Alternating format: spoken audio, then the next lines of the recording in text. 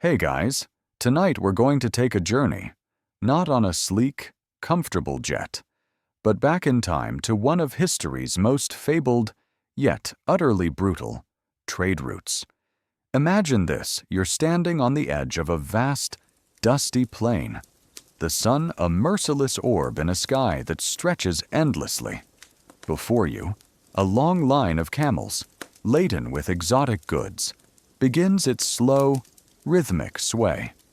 The air is thick with the scent of animal sweat, dry earth, and distant spices. This isn't a romantic adventure of discovery. It's a grueling, perilous odyssey, a constant battle against unforgiving nature, desperate bandits, and the sheer, mind-numbing monotony of endless miles. You probably won't survive this without losing a few toes to frostbite, a lung to sand, or your life to a bandit's blade. But we're going to dive into the awful reality of the Silk Road Caravan. So, before you get comfortable, take a moment to like the video and subscribe, but only if you genuinely enjoy what I do here. And if you're feeling adventurous, drop your location and local time in the comments. I always love seeing where you guys are tuning in from. Now, dim the lights. Maybe turn on a fan for that soft background hum. And let's ease into tonight's journey together. You find yourself transported back to a time between the 2nd century BCE and the 14th century CE, when the Silk Road was not a single paved highway, but a vast, intricate network of trade routes stretching across Eurasia. It connected the ancient civilizations of China, India, Persia, and the Roman Empire, facilitating the exchange of precious goods like silk, spices, porcelain, and technologies. The allure was immense, the promise of exotic riches intoxicating. But for those who actually traversed its dusty, treacherous paths, life was a constant, arduous test of endurance. You are a merchant, a guard, a camel driver, or perhaps even an enslaved person forced into service.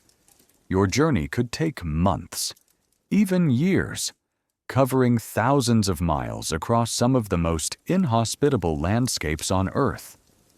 The romantic images of silk-clad travelers casually strolling through exotic bazaars quickly dissipate when faced with the harsh sun, the biting winds, and the ever-present danger that lurks just beyond the horizon. One mainstream historical fact that completely shatters the myth of a glamorous Silk Road adventure is that traversing the Silk Road was an incredibly arduous and perilous undertaking. Characterized by extreme environmental challenges, deserts, mountains, omnipresent threats from bandits and raiders, rampant disease, and the logistical nightmares of supplying large caravans, leading to a high mortality rate for both humans and animals. The riches gained were often bought at a staggering personal cost. Think about it: a journey that promised wealth could just as easily deliver death. A particularly quirky tidbit that reflects the extreme conditions and the value of experience is the role of specialized caravan leaders, often experienced merchants or guides, who possessed intimate knowledge of water sources, safe routes, and local customs across vast, unmarked territories. Their expertise was invaluable, as one wrong turn in the desert could mean the demise of an entire caravan. Imagine navigating thousands of miles across uncharted territory, with no GPS, no reliable maps, and your life depending on the memory and skill of one seasoned individual who knows where the next hidden oasis is. Historians still argue whether the Silk Road's primary contribution to history was the direct exchange of luxury goods like silk and spices, generating immense wealth for a few, or if its more profound and lasting legacy was the indirect, incremental diffusion of ideas, technologies, religions, and diseases like the Black Death, which likely traveled this route across continents, fundamentally shaping the course of global civilization through unintended consequences. Was it about trade or about transformation? that defined its impact. As you join a caravan, a line of dozens, perhaps hundreds, of camels, stretching far into the distance, you feel the vastness of the journey ahead. The sun is already beating down, kicking up fine, abrasive dust that stings your eyes and coats your throat. The air, dry and hot, promises relentless exposure. You secure your meager belongings, adjust your coarse wool cloak against the future cold, and watch the endless horizon. The ground beneath your feet is hard-packed earth, rock, or shifting sand. Every step is a deliberate effort. Every mile a hard-won victory against the unyielding landscape. The world you're entering is one of extreme contrasts, searing heat by day, freezing cold by night. Vast, empty deserts giving way to towering, treacherous mountains. And in every shadow, around every bend, lurks a potential danger. You quickly realize that the Silk Road is less a road and more a grueling test of human endurance, a brutal reality that stripped away any romantic illusions. The journey stretches before you, a vast, unpredictable expanse of suffering, where the glittering promise of the East is always just beyond a horizon that constantly hides new miseries. And you're about to discover just how truly awful it was. Having felt the vastness of the journey, your feet are already aching, and you quickly grasp the most fundamental grinding truth of traversing this legendary route. The journey endless, arduous. Forget quick hops between cities or leisurely stops. The Silk Road was a test of sheer endurance, an unrelenting, brutal trek that consumed months, sometimes years, of your life, demanding every ounce of your physical and mental fortitude. You quickly learn that distance here isn't just measured in miles, but in blisters, dust, exhaustion, and the slow erosion of your spirit, turning every day into a monotonous battle against the unyielding horizon. It's like being trapped on a very slow, very uncomfortable treadmill that stretches across continents, and you can't get off until you reach the very end. You rise before dawn, roused by the shouts of the caravan master and the grunts of the camels being loaded. The air is cold, dry, and often still dark, but the day's march begins early. You fall into a rhythm, placing one foot in front of the other, your gaze fixed on the swaying rear of the camel before you. Hours bleed into hours, days into weeks, weeks into months. The landscape might change subtly, from rocky plains to sandy dunes, from rolling hills to distant, snow-capped mountains. But the relentless pace remains constant, a monotonous grind that wears down your body and mind. One mainstream historical fact that completely shatters any romantic illusions of a quick adventure is that a full journey along the Silk Road, from China to the Mediterranean, could take well over a year and often longer, with stops and layovers for trade, forcing merchants and travelers to endure an arduous trek of thousands of miles, facing constant physical exertion, monotony, and isolation from familiar civilization. This wasn't a trip you took lightly. It was a profound commitment of time and endurance. Think about it. A round trip could consume a significant chunk of your adult life. Imagine the physical toll. Your feet ache constantly, blistered and calloused from endless walking. Your muscles scream with fatigue, your back perpetually sore from the strain of carrying your own gear or managing the camels. The sun, even when not scorching, beats down relentlessly, slowly sapping your energy. Your skin becomes leathery, cracked by the dry air and wind. Your body, usually a source of comfort, becomes a tool for endurance, pushed to its absolute limits, day after exhausting day. A particularly quirky tidbit that demonstrates the almost meditative, Yet brutal, monotony of the journey is the specific rhythm of camel trains. Camels, with their slow, swaying gait, set a deliberate, unhurried pace. Travelers and camel drivers would often fall into a hypnotic trance-like state, their minds focused on the rhythmic plodding of the animals, their thoughts wandering through the vast, empty landscapes. Imagine spending hours, days, weeks, simply watching the rear end of a camel sway back and forth, your mind slowly emptying of anything but the rhythm of the journey. Historians still argue whether the extreme length and arduousness of the Silk Road journey, by filtering out all but the most determined and resilient traders, inadvertently fostered a specific kind of hardy, adaptable, and resourceful merchant class, or if it simply led to immense suffering and high mortality rates that made long-distance trade a venture only for the desperate or the extremely well-funded, ultimately limiting its widespread accessibility. Did it create tough traders?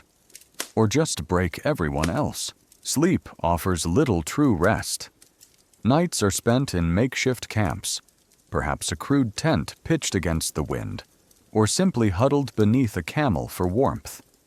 The ground is hard, the air cold, and your sleep is often disturbed by the sounds of the caravan, the constant watch for danger, or the persistent discomfort of your aching body. You wake feeling just as tired as when you lay down, only to begin the same grueling routine all over again. The monotony is profound. Hour after hour, day after day, the same endless horizon, the same rhythmic plodding, the same limited conversations with your fellow travelers.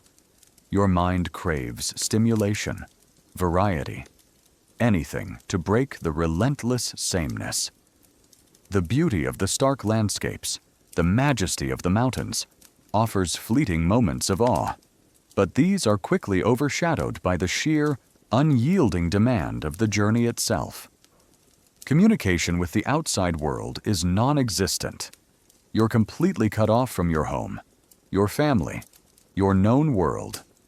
Weeks or months could pass without any news, leaving you in a state of agonizing uncertainty.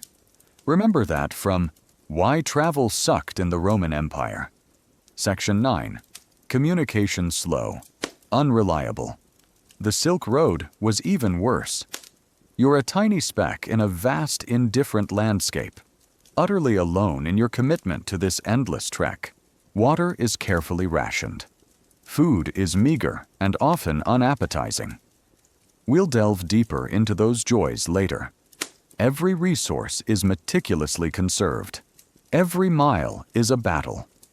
The weight of the distance, the sheer enormity of the journey, presses down on you, a constant psychological burden.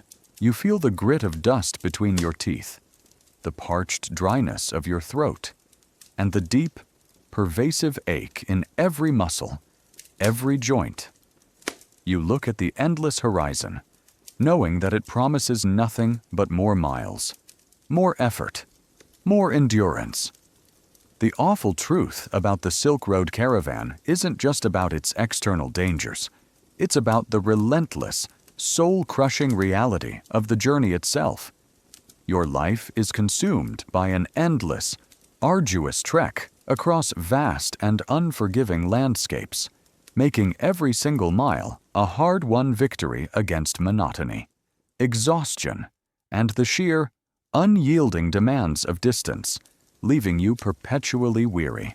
A silent testament to the human price of intercontinental trade.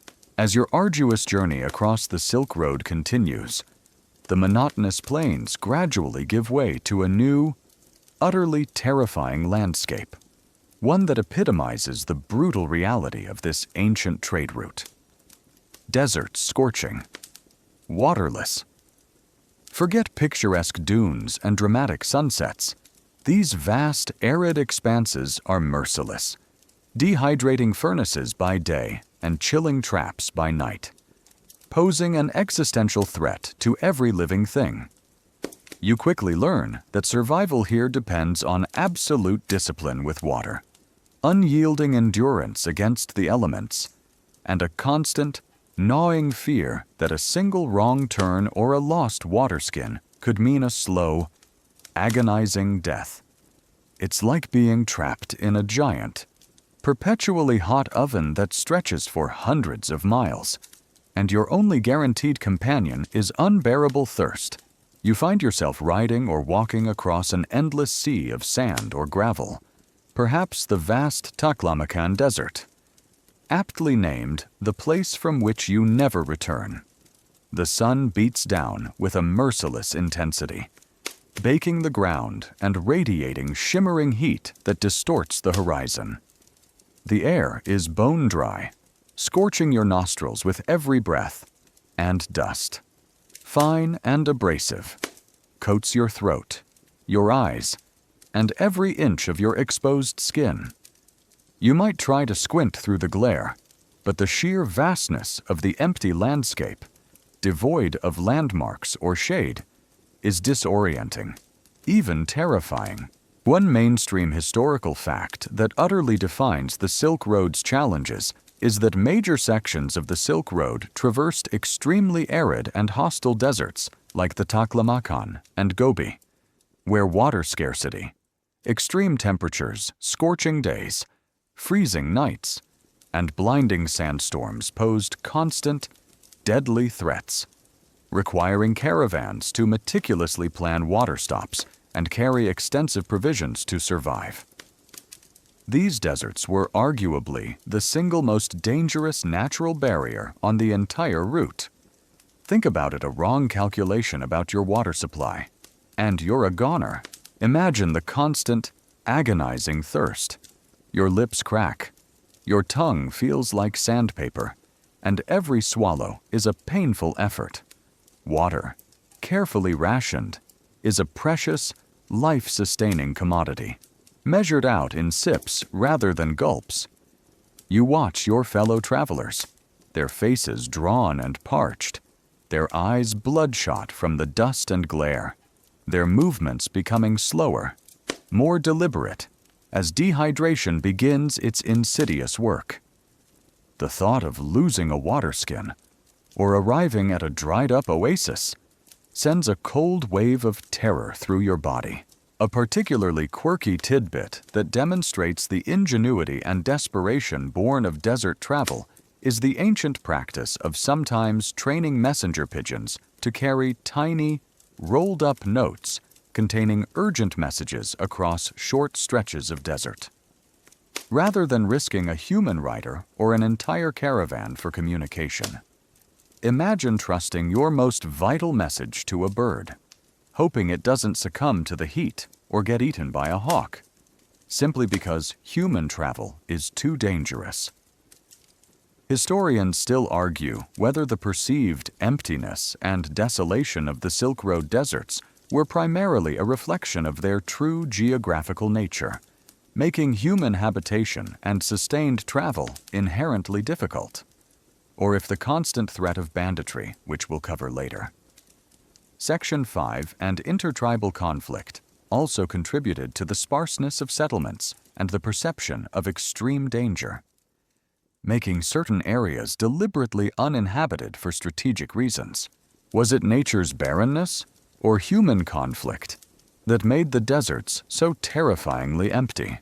The heat by day is oppressive, radiating from the sand, making every exposed surface feel like a burning griddle. Your body, despite your light clothing, struggles to cope, constantly sweating, constantly losing vital fluids.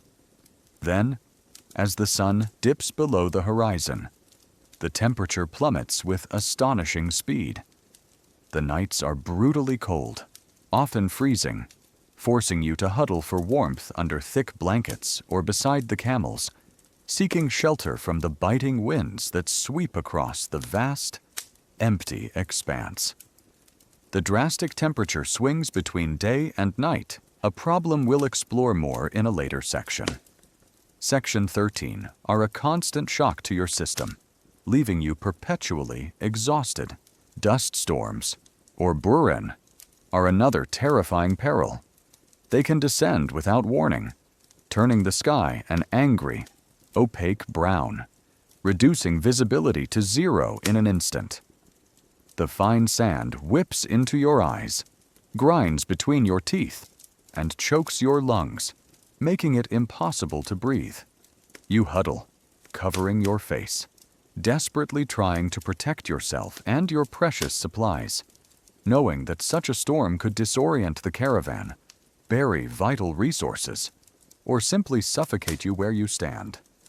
The terror of being lost in a blinding, suffocating whirlwind of sand is profound and absolute.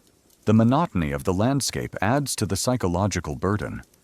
Endless stretches of sand, rock, and sky, stretching to a horizon that never seems to get closer. Your mind yearns for a landmark, a sign of life, anything to break the relentless sameness. The few oases, verdant islands of life in a sea of death, become beacons of desperate hope, their presence crucial for survival, their absence a guarantee of doom.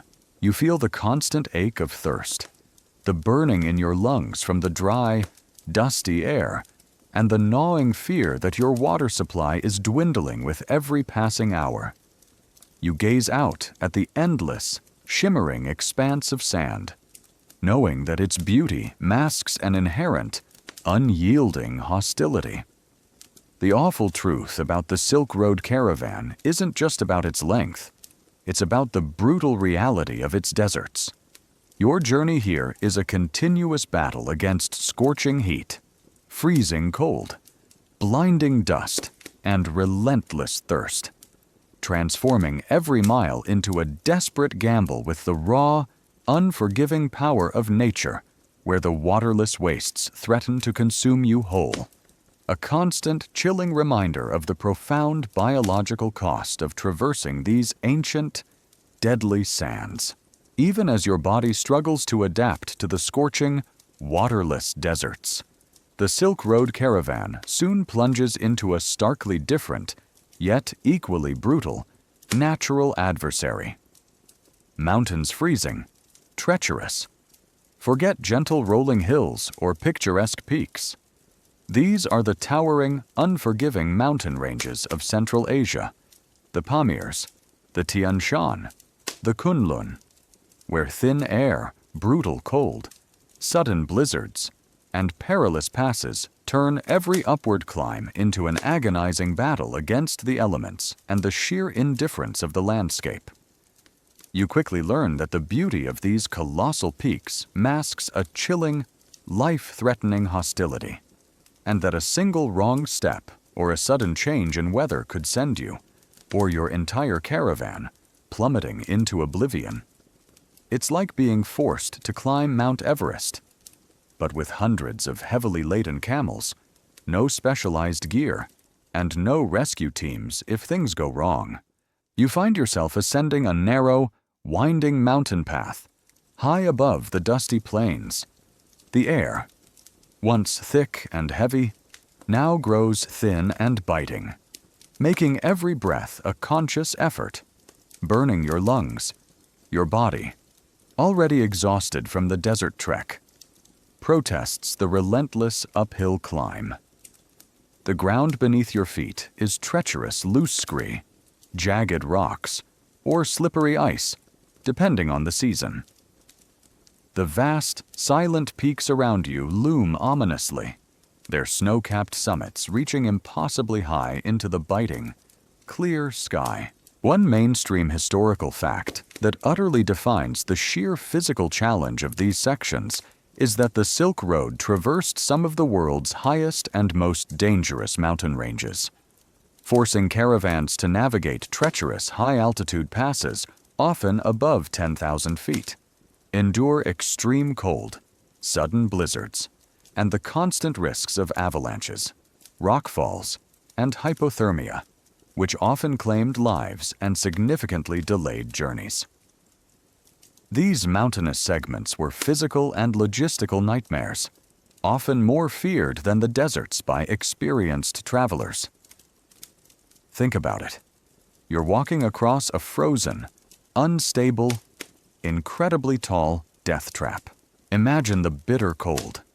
Even in summer, temperatures at these altitudes can drop dramatically, and in winter, they plummet far below freezing, bringing relentless, biting winds that cut through your coarse wool clothing.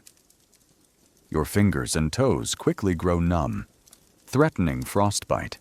Your body, struggling to maintain warmth, expends immense energy, leaving you perpetually shivering and exhausted. Nighttime, especially in these high passes, is a brutal test of endurance, huddled together with your fellow travelers and camels for warmth. The very air a frozen blade.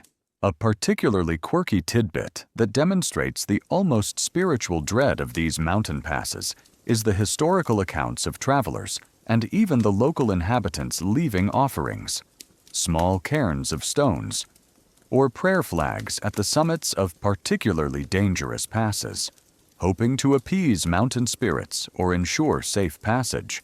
Imagine leaving a small piece of your meager supplies at the top of a mountain, hoping a supernatural being will decide not to freeze you to death. Historians still argue whether the extreme mortality rates in the Silk Road's mountain regions were primarily due to the direct physiological effects of altitude sickness and hypothermia, which were poorly understood, or if the inherent dangers of the treacherous terrain and sudden, unpredictable weather phenomena like blizzards and avalanches were the more significant killers, overwhelming even the hardiest and best prepared caravans. Was it the altitude or the avalanches that claimed more lives? The terrain itself is a constant peril. Narrow, winding paths cling precariously to sheer cliff faces, with dizzying drops below. You watch your step meticulously, your heart pounding, knowing that a single misstep by you, or by a laden camel, could send you plummeting to your death. Rockfalls, triggered by melting snow or seismic activity, are an ever-present danger, sending cascades of stone tumbling down the slopes.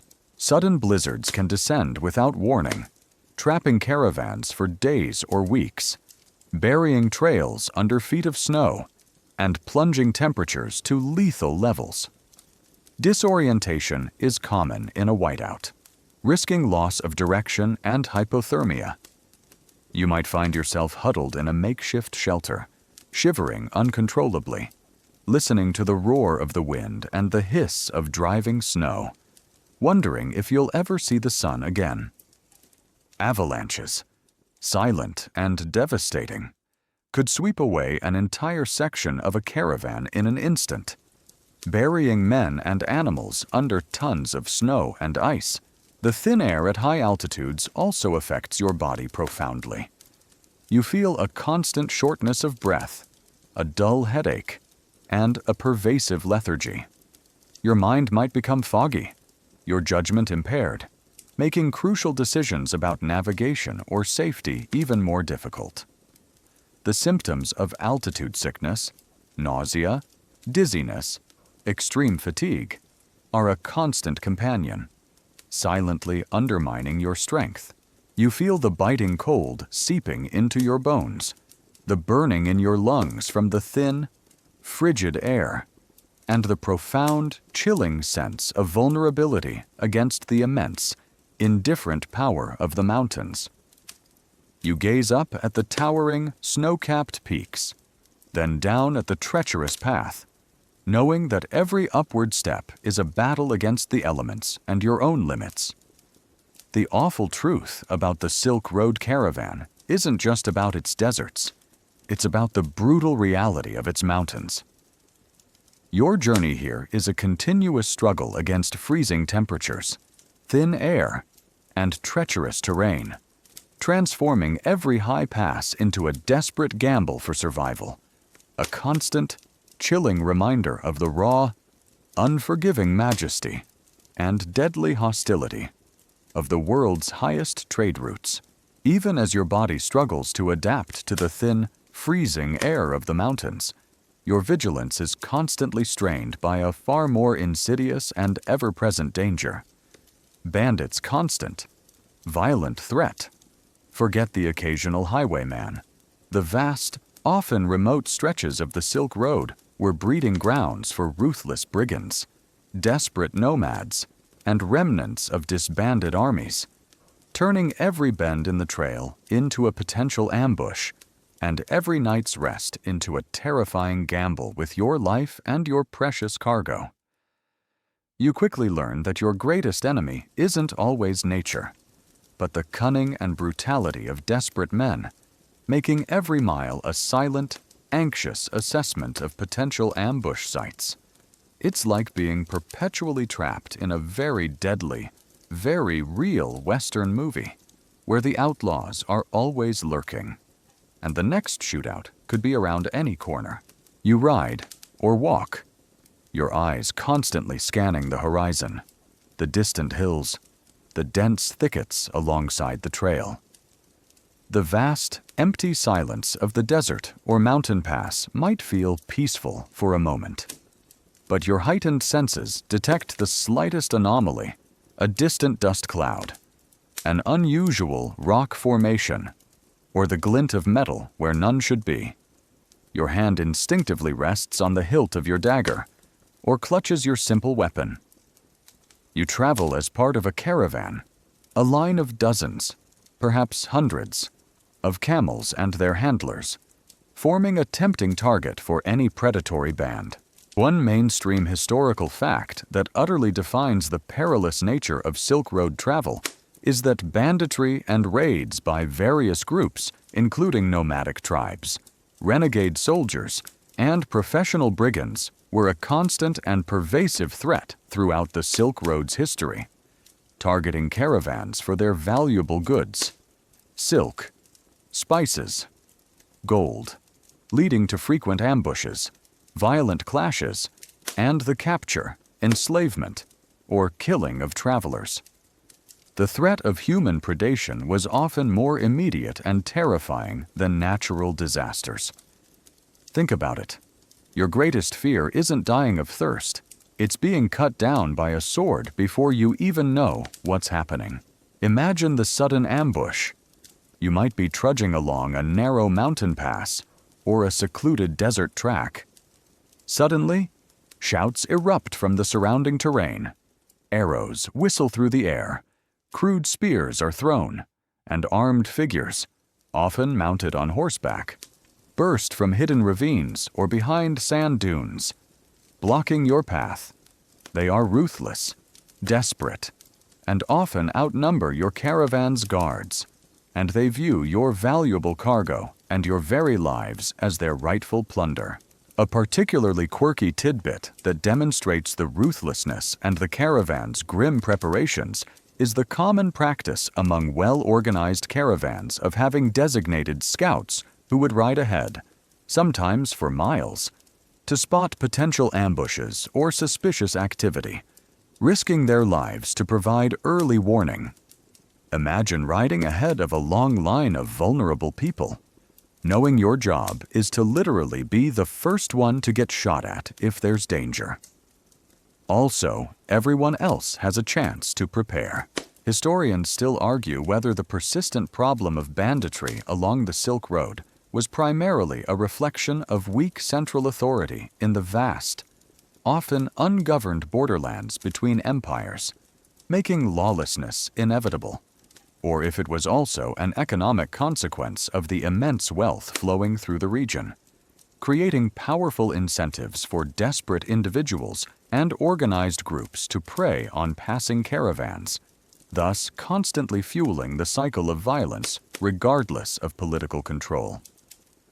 Was it about a power vacuum or pure greed that made banditry so prevalent? The clash is brutal and chaotic. Your caravan guards, often outnumbered and outmatched, would fight fiercely to protect the precious cargo and the lives of the merchants. Swords clang, arrows fly, and the terrified cries of men and animals fill the air. If the bandits are well organized, they might quickly overwhelm the resistance, leading to a swift, bloody victory for them. If your guards put up a strong fight, a prolonged skirmish could ensue, turning the peaceful landscape into a scene of carnage. The objective of the bandits is primarily plunder. They seek the valuable silk, the exotic spices, the gold and silver coins. They might also take the camels, vital for future raids, and sometimes the lives of the merchants or guards, either in the heat of battle or deliberately, to prevent retaliation or identification. For some groups, taking captives for ransom or enslavement, which we'll explore later. In Section 11 was also a primary objective, adding another layer of terror to capture. If you are defeated, the aftermath is horrifying. You might be stripped of your possessions, left injured and stranded in the unforgiving wilderness, with little chance of survival. Your fellow travelers might be killed outright, or dragged away into an uncertain fate. The valuable cargo, the very reason for your perilous journey, is lost, along with countless lives. The air hangs heavy with the stench of blood, dust, and despair. You feel the sudden rush of adrenaline, the cold fear gripping your stomach, and the frantic pounding of your heart as you face down armed men. You grasp your weapon, knowing that your survival depends on your ability to fight, to flee, or to simply survive the initial onslaught. The awful truth about the Silk Road caravan isn't just about its deserts and mountains. It's about the constant, terrifying reality of bandits. Your journey is a perpetual gamble against violent raids and ruthless robbery, transforming every peaceful stretch of the trail into a potential ambush, and ensuring that the glittering promise of the East was perpetually shadowed by the very real threat of bloodshed, making every mile a battle for your life and your livelihood. Even if your caravan managed to evade the violent clutches of bandits, your arduous journey across the Silk Road brought you into intimate contact with a far more insidious and constant peril disease caravan's silent killer. Forget modern sanitation, antibiotics, or even a basic understanding of germ theory. The crowded, unsanitary conditions of caravan life, combined with contaminated food and water, created a constant breeding ground for a horrifying array of illnesses, turning your long trek into a perpetual gamble with your own health. You quickly learn that your greatest foe isn't always the visible bandit or the extreme weather, but the microscopic invaders that silently decimate your fellow travelers and animals, making every breath, every sip, and every shared space a potential death trap. It's like living in a perpetual traveling petri dish where the enemy is invisible, everywhere, and entirely incomprehensible. You feel a persistent cough, a dull ache in your joints, or perhaps a sudden, agonizing cramp in your gut. These aren't just minor discomforts. They are the insidious whispers of diseases, constantly circulating in the dry, dusty air of the caravan. You're constantly in close quarters with your fellow travelers, with the animals, and with the inevitable waste that accumulates in a moving camp. There are no proper latrines in the vast deserts or high mountains. Human and animal waste is often simply left on the ground near campsites, attracting flies and spreading pathogens.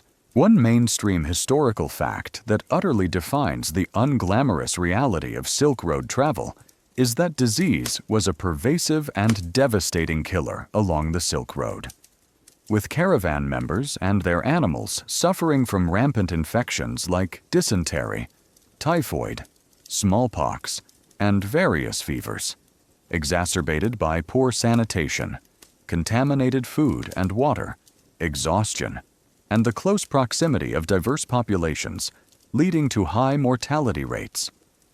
This invisible enemy was often far more deadly than any direct human conflict. Think about it. You're walking across continents, and your biggest threat is a tiny bug you can't even see. Imagine the common ailments that would swiftly debilitate you. Dysentery, often caused by contaminated food or water, which we'll delve into more later.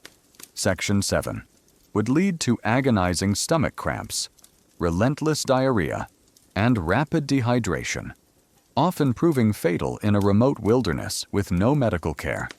Typhoid fever, another common waterborne menace, brought high fevers, headaches, and profound weakness, often leading to delirium and death.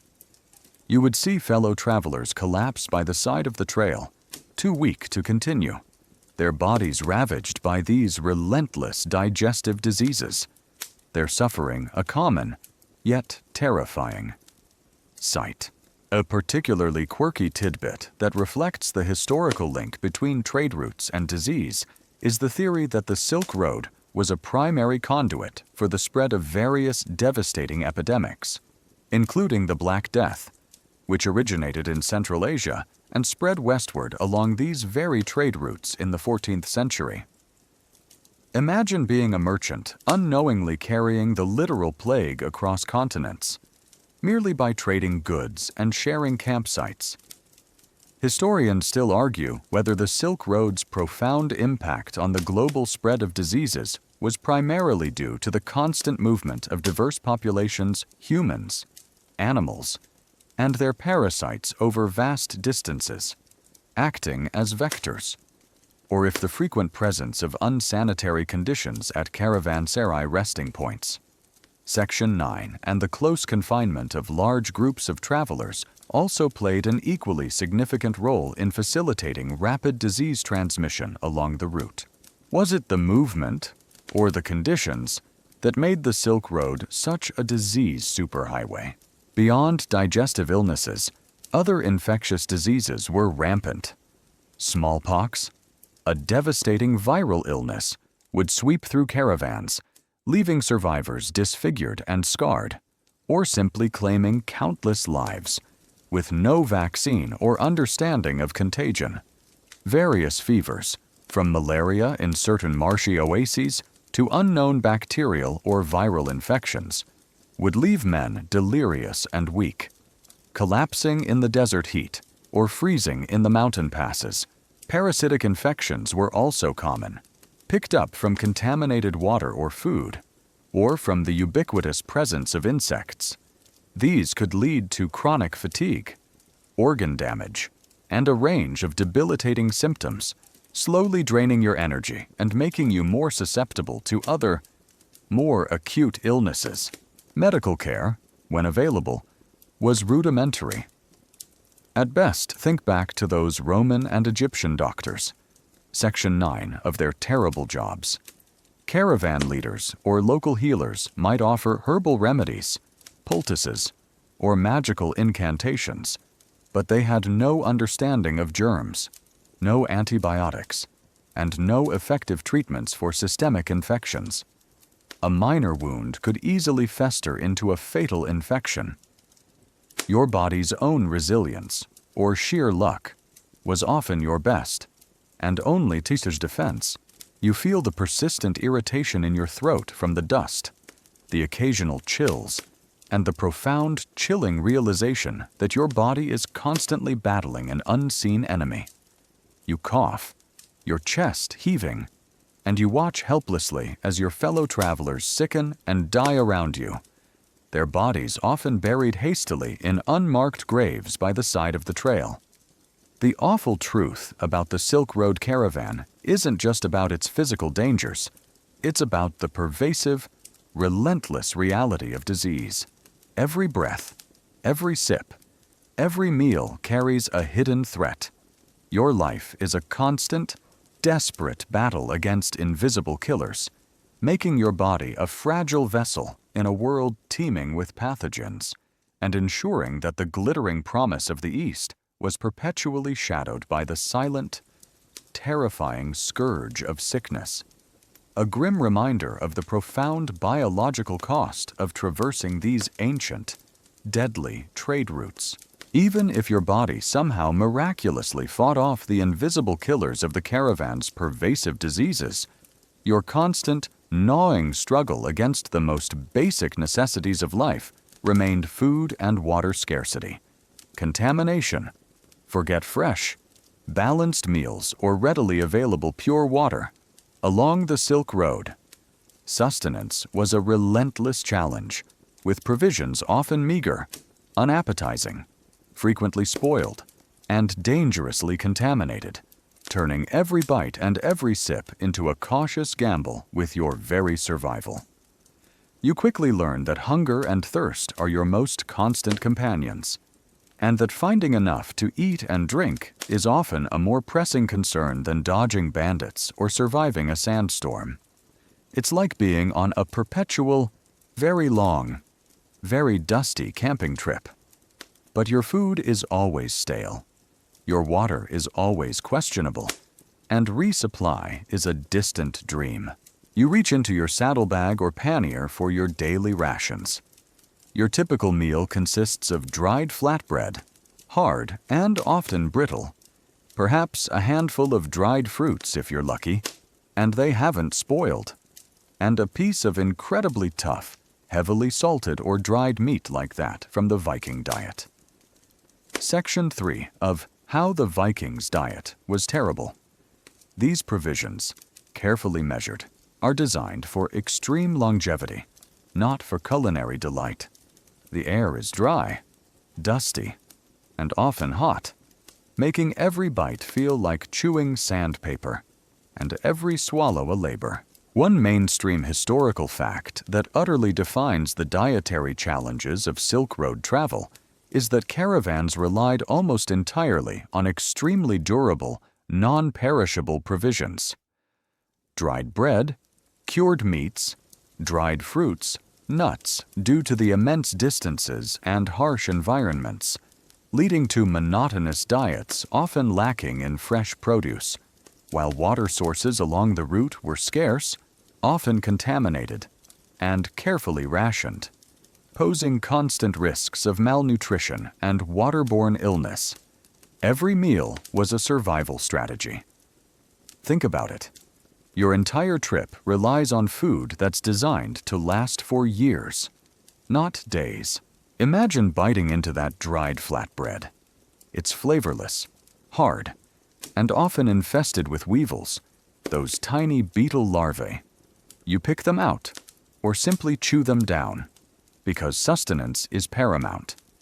The dried meat is like leather, requiring immense effort to chew and digest, its saltiness making you even thirstier. Fresh food is a distant dream. Vegetables, if available at an oasis or a rare settlement, are consumed immediately, savored for their fleeting freshness, but quickly gone. A particularly quirky tidbit that demonstrates the extreme lengths travelers went to for food and water is the reliance on camel milk, even if it had a strong, sometimes sour, taste. For those crossing vast deserts, fresh camel milk, despite its unfamiliar flavor to some, could be a vital source of hydration and nutrition when other water sources were scarce. Imagine relying on a camel for your morning cup of milk and accepting whatever strange flavor it has because it literally keeps you alive. Historians still argue whether the constant consumption of highly processed, non-perishable foods and potentially contaminated water along the Silk Road led to chronic, widespread health issues beyond acute diseases that subtly weakened travelers over time, shortening their effective trading careers, or if the human body's adaptability and reliance on diverse local foods during stops somewhat mitigated these long-term risks for those who completed multiple journeys. Did the diet truly break them, or did they adapt to it? Water is an even more critical concern. Vast stretches of the Silk Road were, and still are, through parched deserts. Remember those scorching, waterless deserts. From Section 3, water sources, wells, oases, or infrequent rivers are few and far between. Their locations meticulously known by the caravan master recall that specialized caravan leaders' knowledge from the intro. Section 1. Water is carefully rationed, measured out in sips rather than gulps, making you painfully aware of every drop. The quality of this precious water is highly dubious. It could be stagnant, drawn from a shallow well contaminated by human or animal waste. Remember, water contaminated. Deadly, from Why You Wouldn't Survive a Day in Ancient Egypt. Section 4. It might be brackish, or tainted by minerals from the ground. Without any purification methods, every sip carries the risk of dysentery, typhoid, or parasitic infections. Remember those invisible killers from Section 6. You drink it anyway, because the alternative is death by thirst. But you do so with a knot of dread in your stomach, constantly fighting against the nausea. The logistical challenges of carrying enough food and water for hundreds of people and dozens of camels for weeks at a time were immense. Caravans were designed to be self-sufficient, but any unexpected delay, a wrong turn, or a contaminated source could lead to agonizing shortages, forcing desperate measures. Starvation and dehydration were ever-present threats, more constant than any bandit. You feel the persistent gnawing of hunger, the parched dryness in your throat, and the dull ache in your stomach, knowing that your next meal, your next sip of water, is both essential for survival and a potential source of debilitating illness. The awful truth about the Silk Road caravan isn't just about its dangers. It's about the relentless, grinding reality of its food and water supply. Your journey is a continuous battle against scarcity and contamination, transforming every necessary bite and every precious sip into a perilous gamble, ensuring that the glittering promise of the East was perpetually shadowed by the constant, agonizing realities of basic sustenance, making your body a fragile vessel on a path plagued by hunger and disease. Even as you struggle with the constant scarcity and dubious quality of food and water, the very engines of your journey, the pack animals, present their own set of unique and infuriating challenges. Animals' camels' stubbornness. Forget the majestics, compliant beasts of burden you might imagine. The camels of the Silk Road, while indispensable for traversing vast deserts and mountains, were famously stubborn, sometimes ill-tempered, and highly demanding, turning the simple act of moving your caravan into a constant negotiation with 1,000 pounds of grumpy, spitting animal.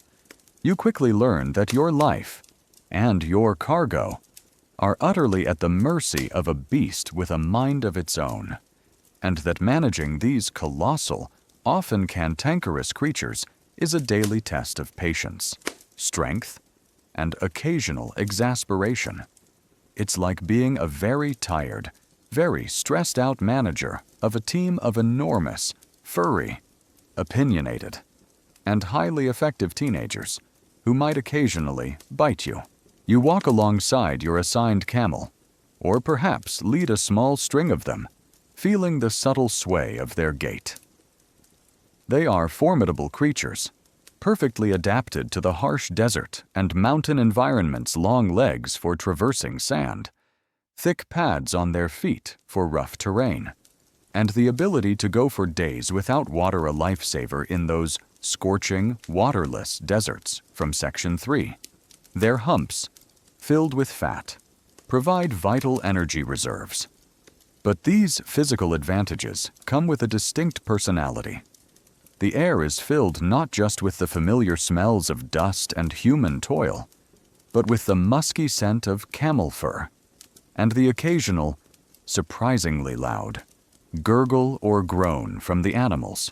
One mainstream historical fact that utterly defines the symbiotic, yet challenging, relationship between traders and their beasts is that camels, both dromedary in the west and Bactrian in the east, were the indispensable primary pack animals of the Silk Road, prized for their endurance and ability to traverse harsh terrains with heavy loads, but they were also notoriously stubborn, sometimes unpredictable, and required specialized handling and constant management by experienced camel drivers. Their temperament was often as challenging as the landscape itself. Think about it, your entire livelihood, your very survival, depends on convincing a grumpy giant to keep moving. Imagine trying to load a reluctant camel. They are intelligent, but also famously opinionated. They might groan, spit a truly unpleasant experience if it hits you, or even sit down abruptly, refusing to budge until they deem the load acceptable or your persuasion sufficient. Their sheer size and strength mean that you cannot simply force them. You must cajole, guide, and sometimes resort to a well-placed prod or a sharp word, getting them to kneel, to allow their heavy loads to be strapped on, and then to rise, is a daily ritual of negotiation. A particularly quirky tidbit that demonstrates the camel driver's unique skills and the camel's quirks is their ability to differentiate between individual camels by their grunts and groans, knowing which sound signifies a minor annoyance versus a full-blown refusal to cooperate. Some drivers even developed specific camel songs or calls, a unique language of rhythmic chanting, to encourage their animals to keep moving or to calm them during difficult passages. Imagine having a conversation with your pack animal through a series of grunts and clicks, and it actually responds. Historians still argue whether the apparent stubbornness of camels was primarily an inherent behavioral trait, reflecting their independent nature and strong survival instincts in harsh environments, or if it was also a protective mechanism developed by the animals themselves against overwork and exploitation, allowing them to exert some control over their brutal working conditions, making them more resilient, if less compliant. Pack animals. Was it their nature, or their defiance, that made them so difficult? The actual act of traveling with camels also presented unique difficulties. Their slow, swaying gait, while efficient for long distances, meant a slow pace for the entire caravan. Remember that glacially slow pace from Why Travel Sucked in the Roman Empire. Section 3. You, the camel driver, would often walk alongside them, constantly adjusting loads, ensuring their health, and managing their unpredictable temperament. Their sharp teeth could deliver a nasty bite, and a well-placed kick from a camel could break bones. Their health was paramount. If a camel fell ill or succumbed to exhaustion or injury, it was a catastrophic loss for the caravan. Valuable cargo might have to be abandoned or redistributed among already heavily laden animals, further slowing progress and straining resources. Veterinary care was rudimentary, reliant on folk remedies and basic practical knowledge. You would meticulously check their hooves, their humps, their general demeanor, constantly vigilant for any sign of trouble, knowing that their survival was directly linked to yours. The stench of camels, a strong, musky odor from their unwashed bodies and accumulated waste, was a constant companion. It permeated your clothes, your hair, and the very air you breathed. You would sleep huddled near them for warmth in the freezing desert nights. Remember those extreme temperatures from Section 13, enduring their unique aroma for the sake of survival. You feel the slight tension in the rope, the sudden shift of a camel's weight, and the pervasive sense of bone-deep fatigue that comes from constantly managing these immense, strong-willed creatures. You try to soothe a grumpy camel with a low murmur, or prod a stubborn one with a sharp stick. Your patience constantly tested. The awful truth about the Silk Road caravan isn't just about the deserts and mountains. It's about the grinding reality of relying on animals.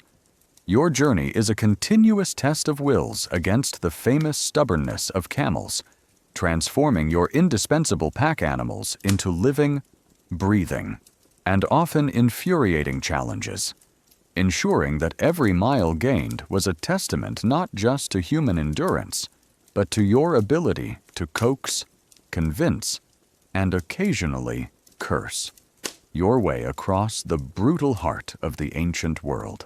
Even as you struggle with the stubbornness of your camels, forcing them to continue their relentless march, the promise of a night's rest eventually appears on the horizon. This is the Caravanserai Oasis, or ordeal. Forget five-star hotels or cozy roadside motels. These essential way stations along the Silk Road offered a vital, but often limited and sometimes dangerous, respite from the brutal journey, transforming a potential haven into another test of your endurance against filth, overcrowding, and lurking threats. You quickly learn that even when you stop moving, the miseries of the Silk Road continue, and that a night's comfort often comes with its own unique set of unpleasantries. It's like booking a room at a very basic, very smelly, and potentially very dangerous hostel. But your roommates are hundreds of merchants, camels, and bandits. You spot the high, protective walls of a caravanserai in the distance, a square or rectangular fortress-like structure, often with a single, heavily guarded gate. The sight fills you with a momentary surge of relief, signaling an end to the day's arduous travel. But as you approach, the sounds and smells quickly dash any illusions of true comfort. The air is thick with the pervasive odor of camel dung, stale animal sweat, human waste, and smoke from countless cooking fires, a potent cocktail that clings to everything. Inside the caravanserai, the central courtyard is typically vast, designed to accommodate hundreds of camels and their loads. Around this courtyard are small Puritan rooms for travelers, storage areas, and stables for the animals. The atmosphere is a chaotic mix of weary travelers, bustling merchants from different lands, shouting camel drivers, and the constant murmur of activity.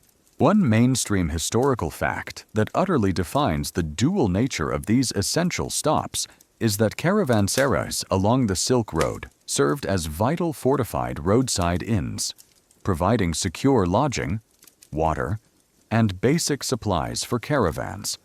But they were often overcrowded, unsanitary, and vulnerable to disease, attracting a diverse clientele that included thieves and spies, making them a necessary but often uncomfortable and potentially dangerous respite. They were literally a microcosm of the entire Silk Road, with all its benefits and perils. Think about it. Your safe haven is also a breeding ground for sickness and intrigue. Imagine the sleeping arrangements. Your room is likely a small, unadorned cell with bare stone or mud brick walls, perhaps with a straw mat on the floor. Privacy is non-existent, as you might share the space with several other travelers, or simply unroll your bedroll in a communal area. The noise is constant snoring. Coughing, remember those diseases from Section 6, the sounds of camels outside, the distant chatter of merchants, and the incessant buzz of flies from Section 7. The insects and pests section of Why You Wouldn't Survive a Day in Ancient Egypt. You try to sleep, but the discomfort, the noise, and the gnawing anxiety keep you perpetually on edge. A particularly quirky tidbit that demonstrates the challenges of security in these vital hubs is the frequent presence of specialized caravanserai guards, or even armed merchants who would patrol the premises at night, protecting goods and lives from theft or internal disputes that might erupt among the diverse and often volatile clientele. Imagine a large, bustling truck stop, but everyone is carrying weapons, and the security is primarily just more armed travelers, all trying to ensure their own survival. Historians still argue whether the primary benefit of caravanserais was truly the security they offered against external threats. Like bandits, remember those from Section 5, providing a fortified haven in remote areas, or if their more significant role was simply as crucial logistical hubs, providing access to water, food, and animal fodder, making long-distance travel possible regardless of the security provided. Were they fortresses, or just filling stations? That defined their importance. Food, if you purchase it at the caravanserai, is often basic, overpriced, and prepared under dubious hygienic conditions. Remember, food monotonous, unsanitary, from Section 7. You might buy some stale bread, dried meat, or perhaps a bowl of lentil stew, consuming it with suspicion, knowing the risk of food poisoning is ever present. Water, while often available from a central well, might also be contaminated, adding to the health risks. The presence of diverse travelers from across Eurasia means a melting pot of languages and customs. We'll dive into that more later. Section 10. While fascinating, it also creates opportunities for misunderstanding, petty conflicts, and the lurking presence of spies or opportunists, recalling those from Joseon court intrigue. Section 8. Spies and informants. You have to be constantly wary, trusting no one entirely, especially with your valuable cargo nearby. The smells are pervasive, the mixed aromas of foreign spices, unwashed bodies, animal waste, and the lingering scent of stale food. It's an assault on your modern nose, but it's the accepted reality of a caravanserai. The constant presence of vermin, rats, mice, insects, drawn to the abundant waste and food scraps, adds another layer of discomfort and disease risk. You feel the hard ground beneath your makeshift bed, the scratchy texture of your rough blanket, and the constant hum of unease that accompanies a night spent in a public space, surrounded by strangers and animals. The awful truth about the Silk Road caravan isn't just about the journey. It's about the deceptive reality of the caravanserai. These vital oases, while providing necessary respite, were often squalid, dangerous, and overcrowded, transforming your much-needed rest into another test of endurance against filth, disease, and the lurking threats of human nature, ensuring that even when you stopped moving, the miseries of the Silk Road relentlessly pursued you. Even when your caravan found temporary respite in the bustling, yet often squalid, caravanserai, another, more subtle, yet profoundly disorienting. Challenge constantly assaulted your mind, cultural shock, alien worlds. Forget a quick Google search for local customs or a translation app. Along the Silk Road, you were constantly plunging into wildly different societies, each with its own bewildering customs, unfamiliar languages, and starkly contrasting social norms, turning every interaction into a potential faux pas or a moment of profound confusion. You quickly learn that the cultural landscape is as treacherous as the physical one, and that navigating these alien worlds requires immense patience, sharp observation, and a willingness to accept that almost everything you know is wrong. It's like being trapped in a series of different foreign countries, where no one speaks your language. Every custom is baffling, and offending someone could have very real, very dangerous consequences. You sit in a bustling marketplace within a Silk Road city, perhaps Samarkand or Kashgar. The sounds are a cacophony of unfamiliar languages: Persian, Sogdian, Turkic dialects, Chinese, none of which you understand. Remember that language barrier from Why You Wouldn't Survive a Day in Ancient Egypt. Section 13. It's just as bad here, if not worse, with even more languages. The sights are equally bewildering people dressed in an astonishing array of local attire, with different facial features, different hairstyles, and different religious symbols. The aromas are a dizzying mix of exotic spices, unfamiliar foods, and unfamiliar body odors recall those from Why You Wouldn't Survive a Day in Ancient Egypt. Section 3. Hygiene, filth, and body odor. They vary wildly by region. One mainstream historical fact that utterly defines the challenge of the Silk Road beyond its physical perils is that travelers along the Silk Road constantly encountered vastly diverse cultures, languages, religions, Buddhism, Zoroastrianism, Nestorian Christianity, Islam, local animism, and social customs across thousands of miles, leading to profound cultural shock, communication difficulties, and the constant risk of inadvertent offense or misunderstanding in an era without standardized cultural guides or universal languages. Every interaction was a potential minefield of cultural difference. Think about it. A simple gesture of politeness in one culture might be a grave insult in another. Imagine trying to conduct trade. You point to your goods, perhaps a roll of silk or a stack of furs, and then gesture to the item you wish to trade for. Bargaining is a complex ritual, filled with specific phrases, gestures, and unspoken rules that you don't understand. You rely heavily on your caravan master or a local guide. Remember those specialized caravan leaders from the intro, Section 1, to interpret.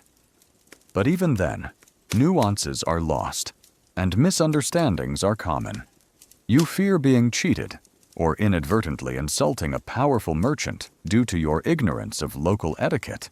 A particularly quirky tidbit that reflects the extreme cultural diversity is the vast array of religious practices you would encounter, often side by side. You might see Buddhist monks meditating in one caravanserai, Zoroastrian priests tending a sacred fire in another, and Nestorian Christian merchants praying in a third, all within a few weeks' journey. Imagine encountering a dozen completely different religions, with vastly different customs and dietary restrictions, all within a single journey, and trying to navigate them without causing offense. Historians still argue whether the constant exposure to such extreme cultural diversity along the Silk Road primarily fostered a spirit of tolerance and cultural exchange among traders and local populations, leading to periods of remarkable intercultural understanding, or if it also inevitably led to increased suspicion, xenophobia, and conflict, as different groups struggled to communicate and trust each other in a high-stakes environment. Did it promote understanding, or just heighten distrust among disparate peoples? Social customs are bewildering. A simple greeting might involve a specific bow, a handshake, or a complex series of gestures that you don't know. Dietary customs are profoundly different. Some cultures might forbid certain meats. Others might eat with their hands. Others might have elaborate dining rituals. You might accidentally offend someone by revealing too much skin, by stepping on a sacred threshold, or by eating with your left hand, without even knowing you've done anything wrong. The consequences. In a world of arbitrary justice, remember that from medieval times, Section 3 could be severe. The language barrier is a constant source of frustration and isolation. Recall that from Why You Wouldn't Survive a Day in Ancient Egypt. Section 13. You are dependent on interpreters, who might be unreliable or even deliberately mistranslate for their own gain. You cannot express your true thoughts, your fears, or your frustrations. Your intelligence and personality are masked by your inability to communicate, leaving you feeling profoundly helpless and alone, even in a crowded market. The cultural shock extends beyond human interaction. The architecture, the clothing. Remember those uncomfortable ancient clothes from Section 10 of why you wouldn't survive a day in ancient Egypt. They varied wildly across the Silk Road. The music, the art, everything is alien, profoundly different from your own world. Your mind constantly struggles to process this overwhelming input, leading to mental fatigue and a pervasive sense of disorientation. You feel the constant strain of vigilance, the nagging fear of inadvertently offending someone, and the profound, aching loneliness of being unable to truly connect. You grasp desperately at familiar sights or sounds, finding little comfort. The awful truth about the Silk Road caravan isn't just about its physical dangers. It's about the relentless, soul-crushing reality of cultural shock. Your journey is a continuous plunge into alien worlds, forcing you to navigate bewildering customs and impenetrable languages, transforming every interaction into a precarious gamble, ensuring that even when you reached your destination, you were still a profound stranger, forever marked by the vast, disorienting cultural gulfs of the ancient world. Even as you struggle to navigate the bewildering complexities of unfamiliar cultures and the frustrating silence of language barriers, a far more chilling and omnipresent danger shadowed every mile of the Silk Road, slavery ever-present danger. Forget the romantic allure of exotic goods. For countless individuals, the journey along these trade routes ended not in prosperity, but in capture and forced servitude, turning every caravan into a potential slave train. You quickly learned that your freedom, your dignity, and your very body were precarious privileges, always vulnerable to the grim prospect of being seized, sold, and condemned to a life of utter powerlessness. It's like traveling through a vast, beautiful landscape, but knowing that at any moment you could be hunted, caught, and turned into someone else's property. Your life reduced to a mere commodity. You walk with your caravan, perhaps through a desolate mountain pass or a lonely stretch of desert. Your eyes constantly scan not just for bandits, remember them from Section 5, but for any sign of ambush or attack. For while bandits sought plunder, many also sought captives, individuals who could be sold into the lucrative slave markets that dotted the Silk Road. The fear of becoming a thrall, as the Vikings called their enslaved people. Remember that awful reality from Section 8 of terrible family life in the Viking Age, or a Roman service as we saw in The Awful Jobs You Had in Ancient Rome. Section 6 was a constant, gnawing anxiety. One mainstream historical fact that utterly defines this terrifying reality is that slavery was a pervasive institution across the civilizations connected by the Silk Road, and individuals caught by bandits, defeated in local conflicts, or simply impoverished, faced the constant threat of capture and forced servitude, being bought and sold in major slave markets along the route, enduring brutal conditions and a complete loss of freedom. The Silk Road was not just a conduit for luxury goods, it was also a significant artery for the human slave trade, making capture an existential peril for any traveler. Think about it. Your destination might not be a bustling market, but a slave auction block. Imagine the sudden ambush. Bandits, perhaps nomadic raiders, not content with merely taking your cargo, would ruthlessly seize surviving travelers. You might be bound, stripped of your identity, and forced to march for days, perhaps weeks, towards a distant slave market. Your new masters would be brutal, viewing you as mere property, to be used, sold, or discarded as they saw fit. The physical hardships of the march, hunger, thirst, exhaustion, exposure, would be compounded by the crushing psychological trauma of losing your freedom. A particularly quirky tidbit that demonstrates the vast diversity of enslaved individuals along the Silk Road is that slave markets would feature people from incredibly distant lands, blonde-haired, blue-eyed Europeans sold in Chinese markets, or dark-skinned Africans traded in Central Asia. This meant that captured individuals would not only face the horrors of slavery, but also profound cultural shock and extreme isolation, being utterly alien to their captors and fellow enslaved people. Imagine being sold into slavery, and then realizing no one around you speaks your language, and you're thousands of miles from anything familiar. Historians still argue whether the scale of the human slave trade along the Silk Road, particularly from east to west, was as economically significant as the trade in luxury goods, or if it was primarily a localized, opportunistic trade that simply reflected the pervasive nature of slavery in all ancient and medieval societies, with the Silk Road merely facilitating its existing demand across vast distances.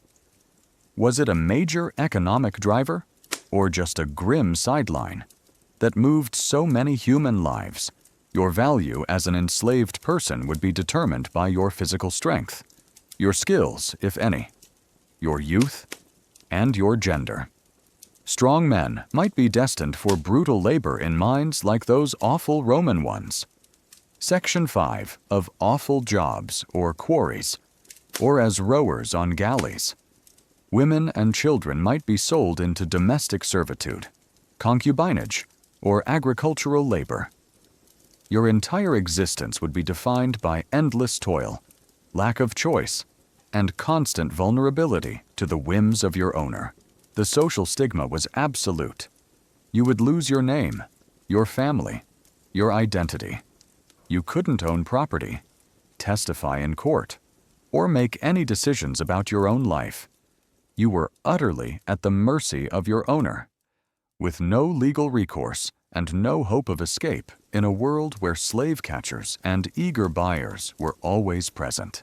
The psychological toll would be immense. The constant fear of punishment, the dehumanization, the separation from family, the loss of all autonomy. These are burdens that would crush your spirit far more effectively than any physical hardship.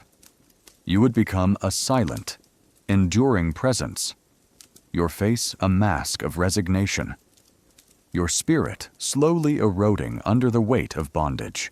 You feel the cold dread of knowing that every step you take, every new face you encounter, could bring about the end of your freedom. You see the chained figures, the terrified glances of newly captured individuals, and you know, with chilling certainty, that this could be your fate. The awful truth about the Silk Road caravan isn't just about its physical dangers or natural perils. It's about the pervasive, terrifying reality of slavery. Your journey, meant for trade, could end in captivity, transforming you from a free traveler into a piece of property, ensuring that the glittering promise of the East was perpetually shadowed by the grim, ever-present threat of a brutal, unchosen, and utterly miserable life in chains. Even if you managed to evade the ever-present threat of slavery, and your caravan continued its arduous journey, the very air of the Silk Road's vast deserts held another terrifying, utterly overwhelming peril. Sandstorms blinding, suffocating. Forget a little dust kicked up by the wind. These were colossal, furious walls of swirling sand and grit, descending without warning, plunging the world into a choking, disorienting darkness that could bury caravans, blind travelers, and steal the very breath from your lungs. You quickly learn that nature here isn't just harsh. It's a terrifying, living entity, capable of consuming everything in its path, turning a clear day into a nightmare of elemental fury. It's like being caught inside a giant, angry, fast-moving blender, and the ingredients are just sand, wind, and you. You're trudging across a vast, seemingly endless desert, the sun beating down, the monotony broken only by the rhythmic sway of the camels remember their stubbornness from Section 8. The sky above is a clear, impossibly blue expanse. But then, a subtle change, a faint darkening on the distant horizon, a shift in the wind, a sudden eerie silence before the storm hits. Seasoned camel drivers and caravan masters remember those specialized caravan leaders from the intro. Section 1 would recognize these ominous signs, their faces grim, and immediately begin frantic preparations. One mainstream historical fact that utterly defines the terrifying power of desert elements is that sandstorms Buran or Habub were a constant and devastating threat along the desert sections of the Silk Road, capable of reducing visibility to zero, burying caravans, suffocating travelers and animals, and causing severe disorientation, representing one of the most feared and immediate natural dangers. These were not just inconveniences, they were forces of nature that could annihilate an entire caravan. Think about it, a wall of dust that moves faster than you can run, and you literally can't see or breathe through it. Imagine the sudden onset. The sky, once blue, rapidly turns an angry, opaque brown or reddish orange. The wind begins to howl, rising from a gentle breeze to a furious gale in minutes, whipping up vast quantities of fine sand and grit. You have only seconds to react. Pull your headcloth tightly around your face, covering your mouth, nose, and eyes, and huddle low, perhaps behind a kneeling camel or a pile of cargo. The noise is deafening. The roar of the wind, the hiss of millions of sand grains tearing through the air, the frantic cries of men and animals as the world is swallowed by the storm. A particularly quirky tidbit that demonstrates the almost spiritual terror inspired by these storms is the ancient belief in desert demons, or malevolent spirits that were thought to reside within the sandstorms, deliberately trying to disorient and consume travelers, particularly those who strayed from the marked path or displeased unseen forces. Imagine believing that the storm wasn't just natural, but an actual evil entity trying to actively drag you to hell. Historians still argue whether the psychological impact of surviving a sandstorm, by inducing extreme disorientation, sensory deprivation, and profound terror, inadvertently contributed to the cultural narratives of malevolent desert spirits, or ghosts, being present in the barren landscapes, as a way for travelers to rationalize and cope with the overwhelming and seemingly supernatural power of these natural phenomena. Did it cause spiritual belief, or just sensory overload? Visibility drops to zero. You're plunged into a blinding, choking darkness, unable to see your hand in front of your face, unable to see the camel next to you, unable to see the ground beneath your feet. Disorientation is absolute. The world loses all form, becoming a swirling, suffocating void of sand. Panic can easily set in, leading travelers to wander away from the caravan. Lost forever in the impenetrable storm, breathing becomes a desperate struggle. The fine sand infiltrates every crevice, every cloth, every breath. It grinds between your teeth, fills your nostrils, and chokes your lungs. You try to breathe shallowly, to cough up the grit, but the air itself seems to be solidifying, slowly suffocating you. Your eyes, if not completely covered, are seared by the abrasive particles, threatening temporary or even permanent blindness. The storm could last for hours, even days, a terrifying eternity.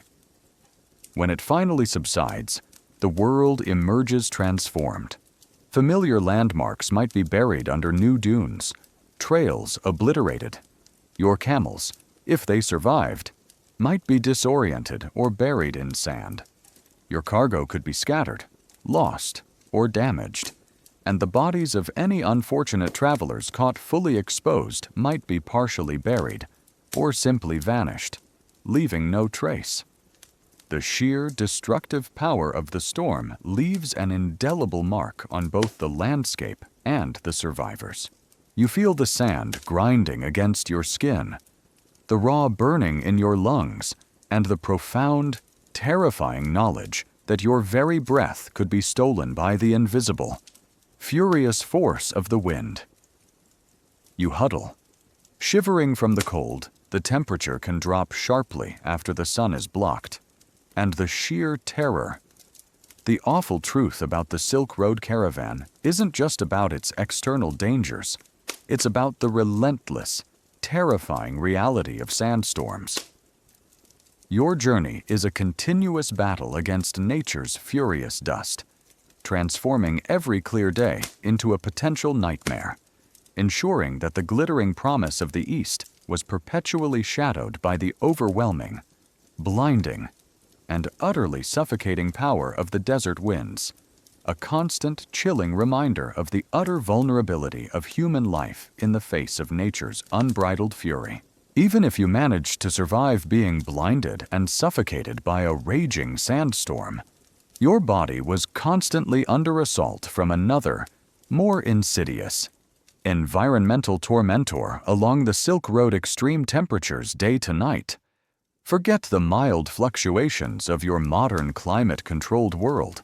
The vast deserts and high mountain passes you traversed were realms of brutal extremes, where searing daytime heat gave way to bone-chilling nighttime cold, transforming every 24-hour cycle into a relentless, body-racking ordeal that constantly tested the limits of human endurance and often led to illness or death.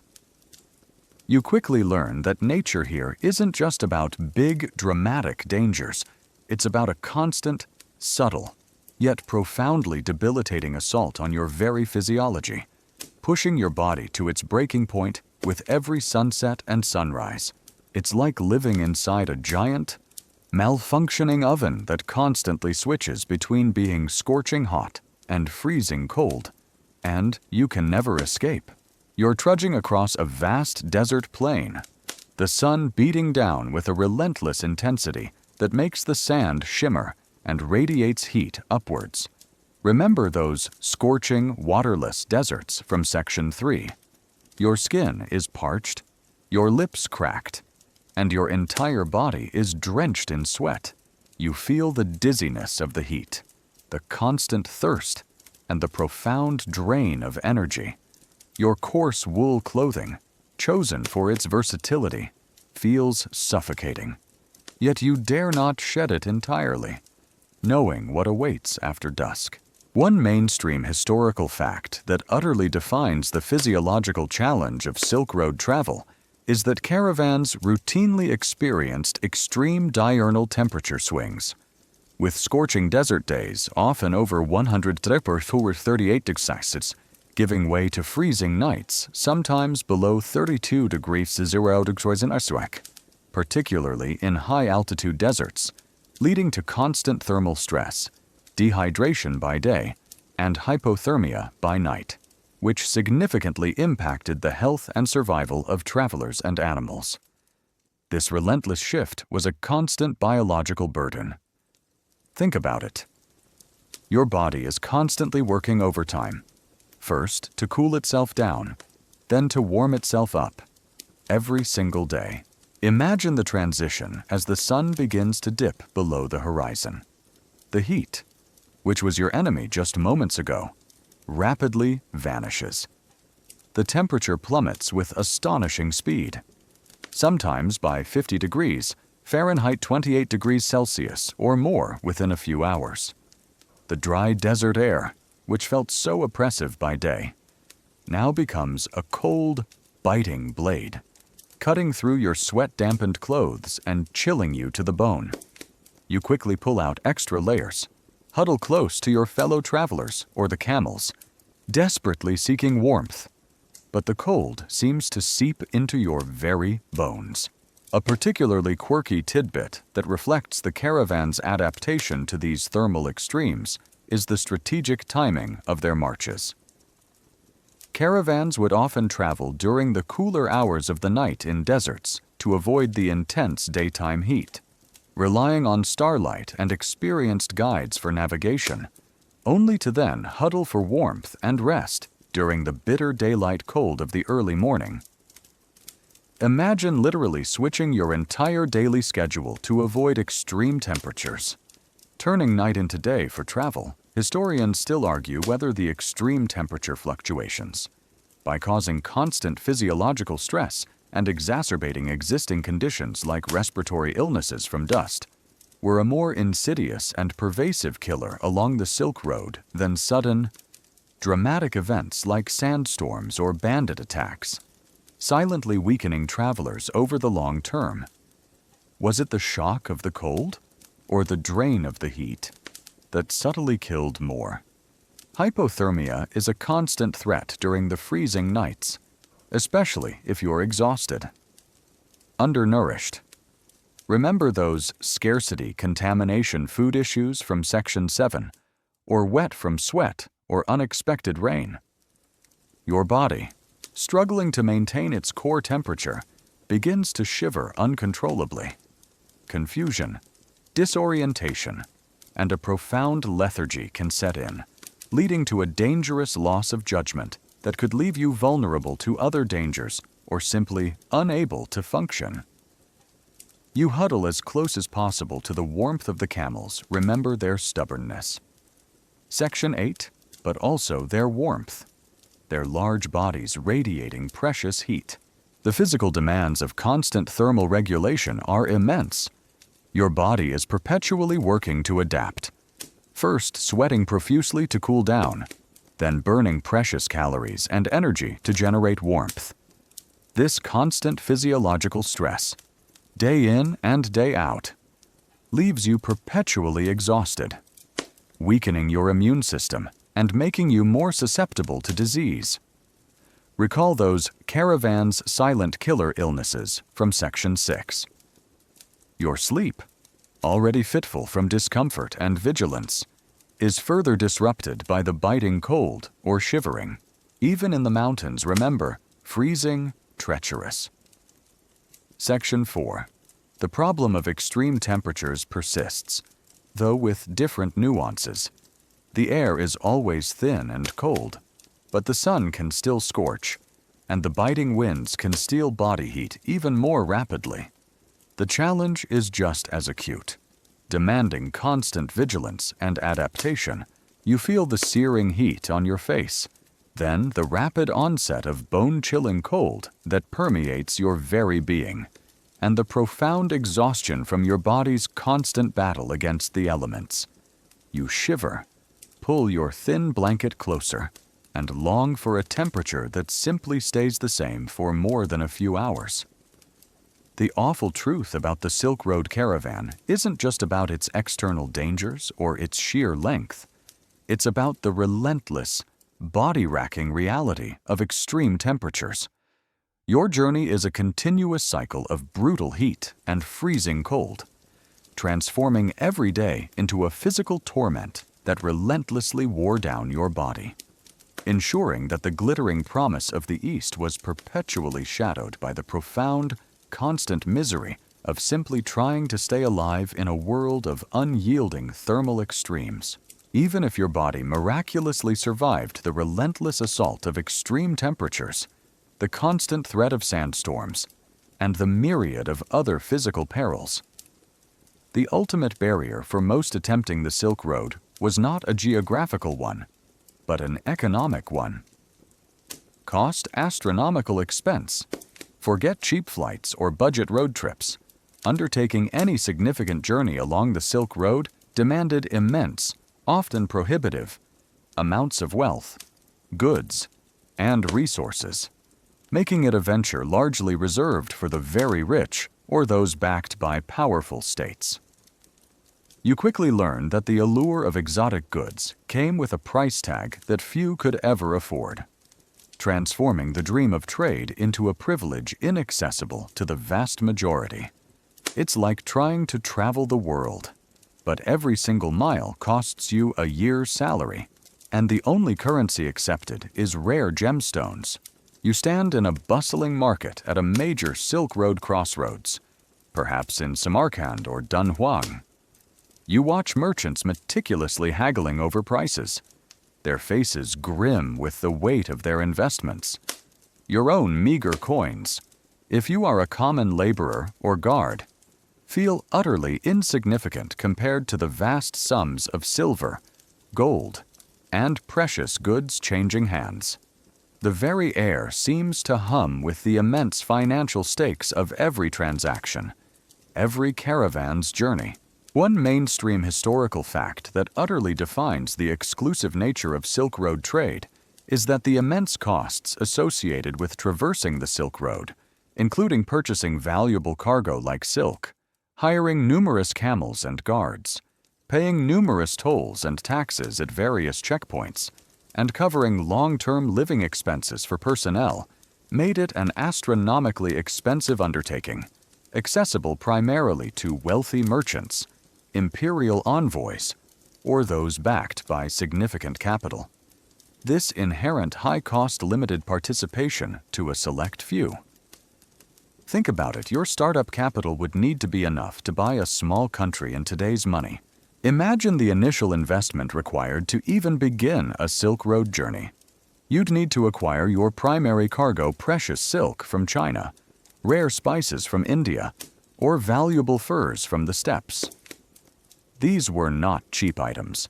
Their value derived from their rarity and the immense difficulty of transport. A single bolt of fine silk could be worth more than a peasant's entire yearly income. Then, you'd need to purchase or hire dozens, if not hundreds, of camels. Remember their stubbornness. Section 8 and their cost to manage, along with their essential fodder and equipment. Each camel was a significant investment, its loss a major financial blow, a particularly quirky tidbit that demonstrates the diverse and sometimes bizarre forms of payment and economic exchange along the Silk Road is the use of non-monetary commodities as payment for tolls or services. In some regions, certain types of silk or specific exotic spices might be accepted as payment for passage through a mountain pass or safe lodging at a caravanserai, rather than coins, reflecting the varying economies along the route. Imagine trying to pay for your hotel room with a handful of tea leaves, and that's a completely legitimate transaction.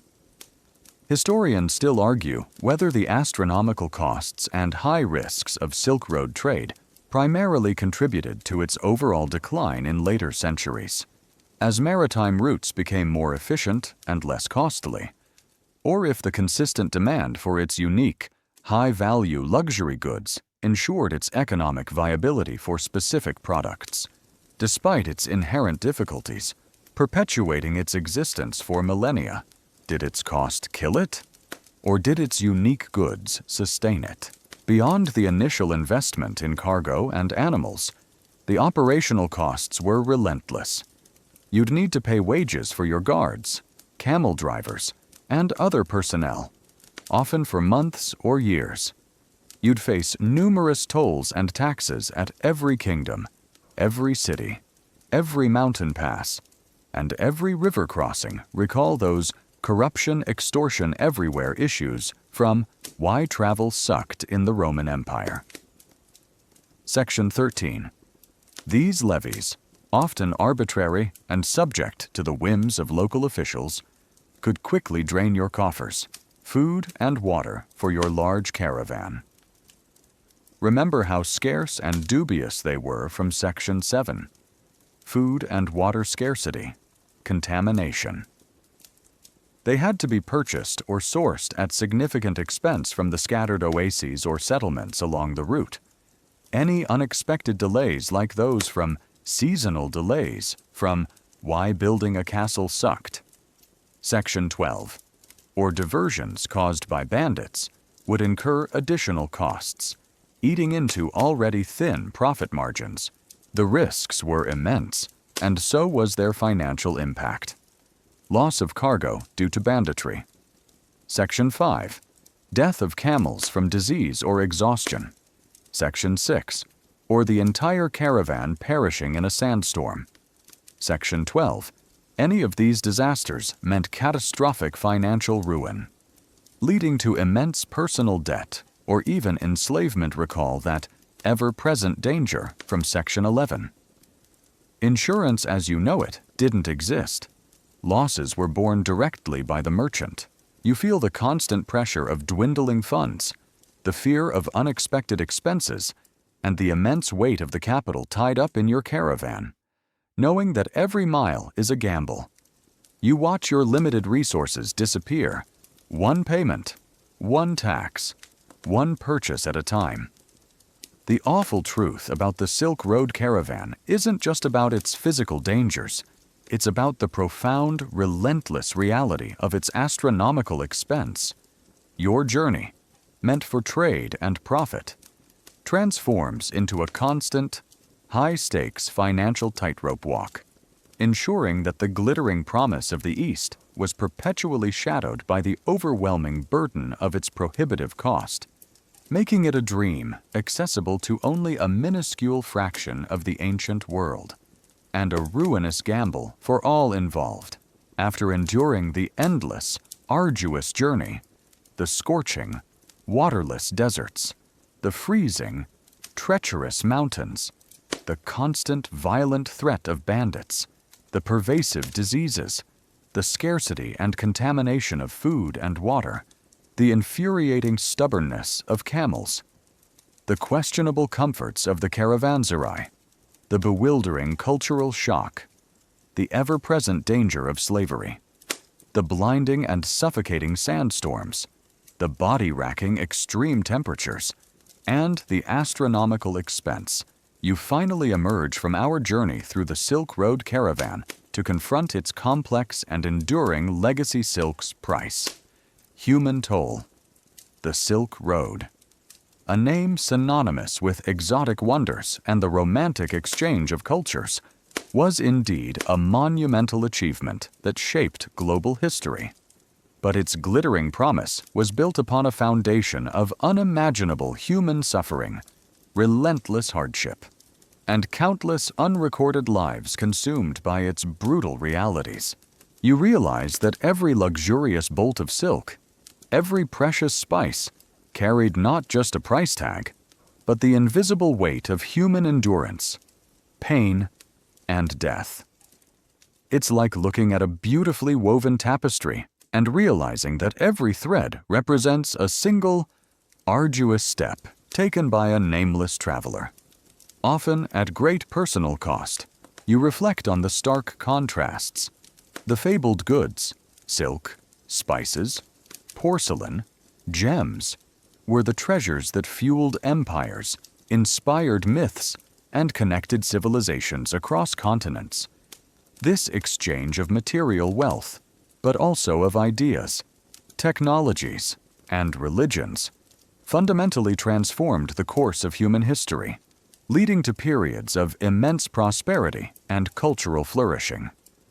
One mainstream historical fact that highlights this profound dual legacy is that the Silk Road, while facilitating unprecedented economic and cultural exchange between East and West for over a millennium, was achieved through incredibly arduous and dangerous journeys that exacted an immense human toll, with countless lives lost to environmental hazards, banditry, disease, and the pervasive realities of scarcity and exploitation.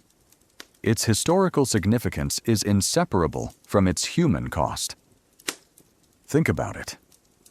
The very threads of global connection were woven with human suffering.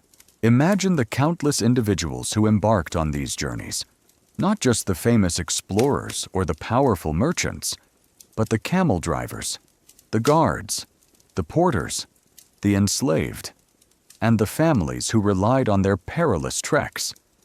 They faced incredible dangers that are almost unimaginable to your modern mind. the desert sun, the mountain blizzards, the agonizing thirst, the brutal fights with bandits, the insidious diseases that ravaged their bodies. Remember those invisible killers. Section 6 and the Silk Road as a disease superhighway. The lack of food and clean water. Section 7. The constant discomfort. The fear of capture and slavery. Section 11. These were their daily realities. Not fleeting challenges, a particularly quirky tidbit that reflects the long-term, often unnoticed legacy of this brutal reality is how the sheer physical endurance and specialized knowledge required for Silk Road travel led to the development of unique nomadic cultures and expert guides, whose intimate understanding of the treacherous landscapes and hidden water sources. Remember those specialized caravan leaders from the intro. Section 1 was passed down through generations, effectively becoming living maps and survival manuals for the route. Imagine an entire culture whose collective memory is literally defined by navigating some of the deadliest landscapes on Earth, and their primary expertise is simply knowing how not to die there. Historians still argue whether the Silk Road's ultimate impact was primarily its economic role in moving high-value goods, which defined the wealth of specific empires and individuals, or if its more profound and enduring legacy was its role as a crucial conduit for the transmission of ideas. Religions like Buddhism spreading to China, technologies like papermaking and gunpowder moving westward, and devastating diseases like the Black Death, which fundamentally reshaped the course of global civilization through often unintended and unseen consequences. Was it about trade or about transformation that made its legacy so impactful? The cost was astronomical, not just in money, remember Section 14, but in lives. Caravans were sometimes lost entirely, swallowed by sandstorms Section 12, or annihilated by raiders. Those who survived often bore permanent physical scars, chronic illnesses, or profound psychological trauma. The allure of silk and spices was immense, but it was alluring that came with a price measured in human suffering, unseen and unrecorded for the most part. Yet, despite all these horrors, the Silk Road endured for centuries. It was a testament to the insatiable human desire for connection, for wealth, for knowledge, and for adventure, even in the face of overwhelming adversity. It created a unique blend of cultures, influencing art, religion, and philosophy across continents. You stand now, reflecting on this ancient superhighway of commerce and chaos. The awful truth about the Silk Road Caravan isn't just a collection of historical facts.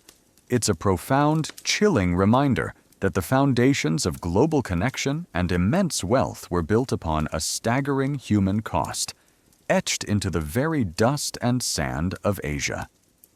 Its glittering promise was perpetually shadowed by the unseen misery of those who dared to traverse its brutal paths, making its enduring legacy a testament to both humanity's relentless ambition and its immense capacity for suffering, forever linking the romantic myth with its horrifying, very real, human toll.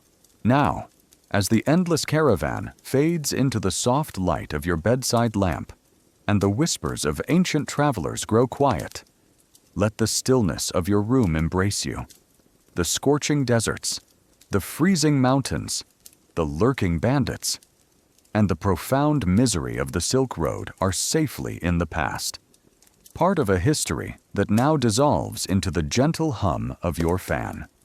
You've journeyed through a world where every mile was a battle for survival, and now, it's time for you to find your own peaceful rest. Let your mind unwind, your muscles relax, and sink into a deep, undisturbed sleep, far from the brutal reality of the ancient trade routes. End of script. Sweet dreams.